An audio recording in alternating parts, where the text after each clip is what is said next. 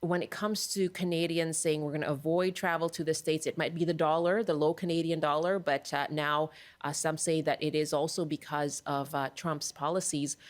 What impact does that have on Washington? Oh, it's already being felt Mm. in Bellingham. There's been some local reporting. There's a couple of Hilton hotels out by the Bellingham International Airport. They're getting cancellation after cancellation, and that could mean a lot. As we move further into the year, Canadians can make up to 40% of their business.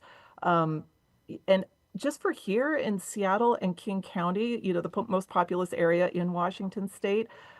We had 1.66 million Canadians come to visit us in 2023. Uh, Canadians make up over 80% of all the international visitors that come here to Seattle and King County. And you spend money when you come. You go to our restaurants, you stay in our hotels, you pay for all the little things that you like to do on a vacation. And a couple of years ago, that added up to about $555 million Mm. that year. And I'll just one other, small note to say here. Seattle's been one of those cities that's had a slow recovery from the pandemic, and you can see it in the downtown core. Things are better, now 5 years on. Visitor numbers are back up to the 2019 numbers, but office worker foot traffic is still down a little bit. So if there's a drop in international visitors, it could risk putting things in the wrong direction. I grew up going to visit Seattle. It's always been an easy decision to make in terms of where we're going to travel to for the weekend or something like that. There are really such close ties with Americans.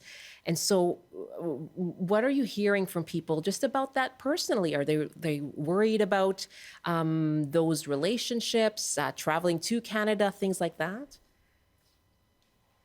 Yeah, I do. No one's really expressing that concern out loud yet, but I do recall that there was some incident in the beginning of the COVID time, when some cars got keyed, Mm. out of state plates. And it's unfortunate that, one's mind goes straight back to that kind of memory. Mm.